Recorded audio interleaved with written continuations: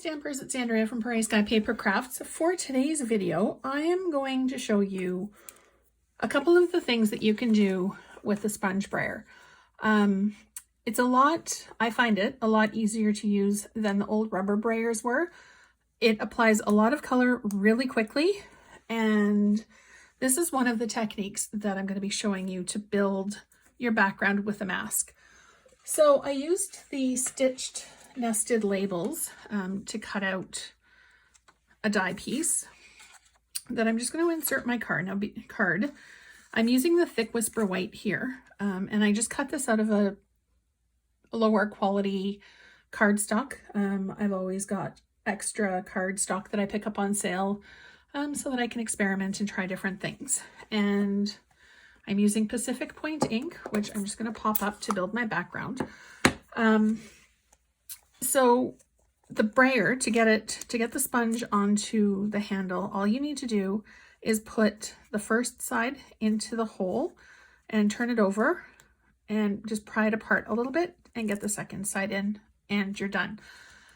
So it doesn't look like when you're picking up your ink that there's really a lot onto your sponge, but it really does pick up a ton of ink.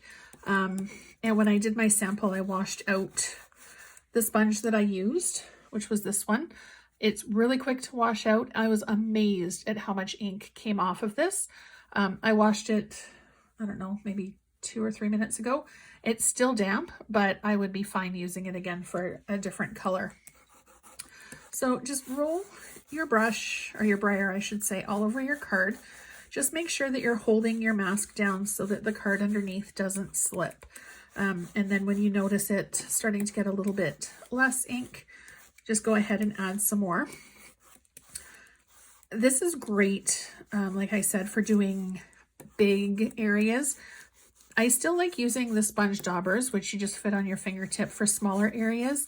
But for doing things like a mask technique like this, or if you've got a large die and you want to use that as a mask, and just cover the area so that the die cut shape is left white and you've got the color surrounding it, this would be the tool to use. Excuse me. All right, so I'm just going to build up my color, and because I'm doing a scene, I need to figure out what is going to be the top and what's going to be the bottom. I'm just going to go ahead and do a little bit heavier inking on the top. And the more you roll, the smoother your application will be. And if you do find that it's getting kind of thick in one area but not others, you can just kind of concentrate your attention on the area that needs a little bit more ink. I do find too that there's a lot more control with this, and basically I'm holding it, but I'm applying pressure with one finger. With the sponge brayer, or sorry, the rubber brayer, I found you really needed to use a lot of muscle to get it, not a lot of muscle, but it required a little bit more hand involvement to control the amount of ink that you got on. Okay, so I'm content with how that looks now. So I'm just going to leave this on, and I'm going to turn it. I'm using Perfectly Plaid for the stamp set for this one. I'm using this tree, and I'm using May the Special Season Be Wrapped in Love and Joy for my sentiment. So I'm going to close my Pacific Point because I am done with that now. And I'm going to bring in my Memento Black ink. And you want to make sure that everything is lined up exactly where you want it to be. Your fingers will get inky for this. You can prevent it by wearing some latex gloves or rubber gloves, but it is water-based ink, so it does wash off fairly easily. Now, when I do my stamp impression, I'm going to do it just outside of where my mask is, just so that I don't get an obvious line of that's where I started. Okay. It's one of the good things about an acrylic stamp is you can see where you've already applied. And if you need to go back, you can. You can also use the Stamparatus for this, and then just move either your card over, or you can move your the plates over.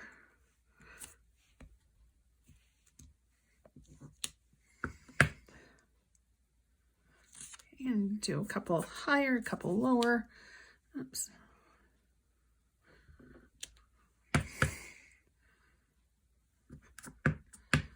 Might be time to re-ink this ink pad.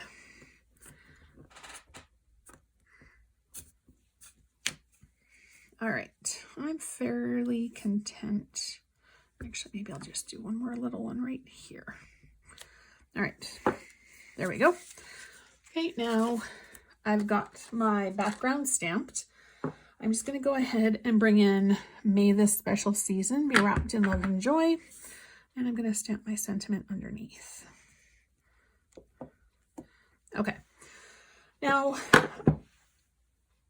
you could leave it like that if you wanted to, or you can add a little bit of color to the edges. So I'm just going to bring in Pacific Point again and open it up.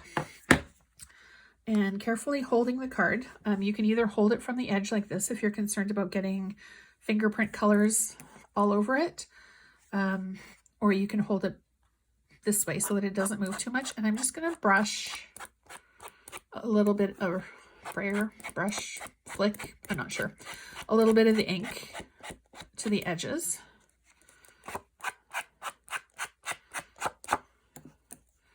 And it just adds a little bit more depth and interest, I think, to the card. And if an area gets a little bit more ink than you had intended, like the corner did, you can just go ahead and replicate that on all four corners to make it look like it's something that you had intended.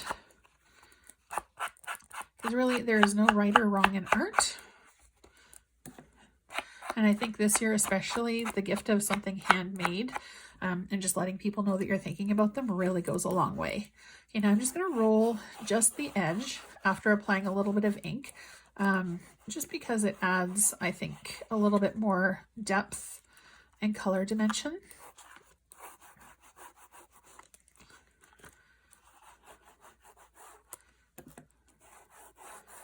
You can achieve the same look on the edge just by simply running your card over the ink pad. But this way I find gives a little bit more care and control. Okay. I think I like the way that looks. Now, the ink, as I said, is water soluble. So if you wanted to, you can flick a little bit of water on it to make it look like it's a little bit more mottled, but I'm going to bring in my Stampin' Chalk marker to give it a bit of a starry look. So I'm just going to dab. There's a star on the tree. That's all right. And you'll notice too that as you're doing it, the stars are starting to fade a little bit and they're starting to take on a little bit of the blue. So there's our card done, easy peasy.